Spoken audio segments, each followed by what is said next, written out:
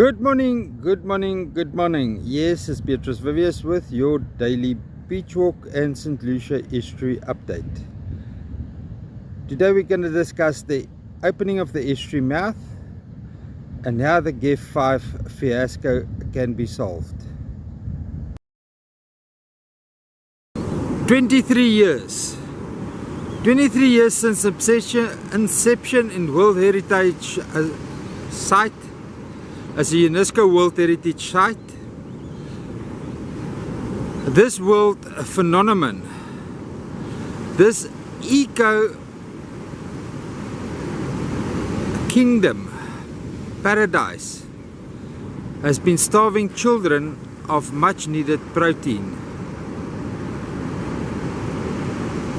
Yes, we have stunned children for 20 newly born generations. Are we proud of ourselves? God is not smiling, He is crying. I've got bad news for you all. The scientist that is currently working hard to clear the mess that the GEF 5 project has created has got a really tough job. Now, we all saw when the Estuary Mouth was open how much mud got stuck here, and that the Estuary Mouth wasn't naturally migrating to the north where it should actually function. The idea was to open it. I think I haven't spoken to many people. Not many people want to speak to me. I'm mentally unstable when it comes to negative criticism. Anyway, negative comments. I'm mentally unstable. So they try to avoid communication with me. But we all saw that the channel was running that way, coming straight down this way, and that the mouth didn't migrate to the north. And on the day of the 4th of January, I was complaining that I said we can't open the mouth. There was no preparation done to open the mouth. And Sibo Niso from the Park Authority asked me to calm down. It's the first time that the community is standing together, and I mustn't let this opportunity get wasted, so I did stand down. But now the scientists know that this preparation is very important, and you cannot dredge mud. Thank you, Nicolette Forbes. We cannot dredge mud. So don't worry about it. We won't dredge your precious mud. But we are going to get rid of it. I'll tell you that just now. Let's say hi to our sleuth and silent hunter killer here at the Beach Channel Mouth.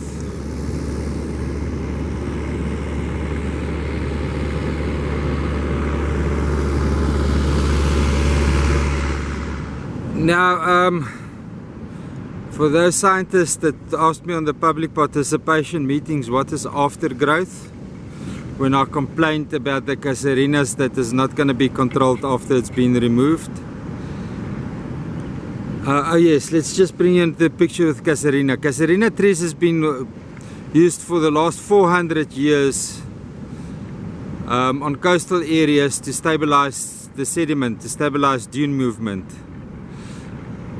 Now, when Andrew Zulumis closed our parking area that was at the Estuary Mouth, the most important parking area, because that's where two ecosystems collide, the ocean and the estuary, proving, I don't need to have physical proof, just intention is enough to prove that he never anticipated the Estuary Mouth to function again,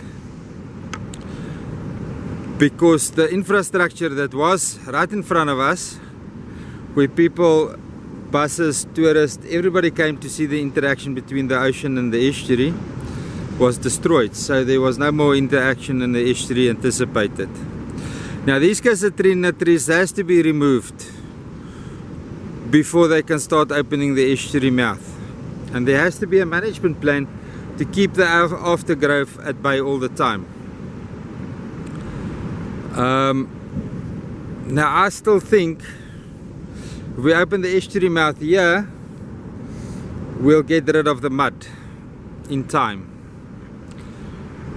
But the scientists have got different models projected on sediment movement. So even if we decide today to open the estuary mouth, we still need to estimate how much mud must be moved and over what period of time are we going to move it. The reason being is the mud that was accumulated here by the GEF 5 project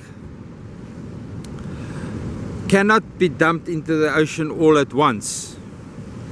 It is going to kill the reefs for generations to come.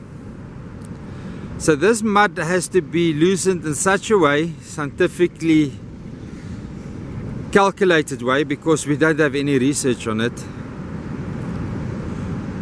so that it is in line with the water draining and the ocean current spreading it, so that we don't suffocate the reefs in such a way that they totally destroyed.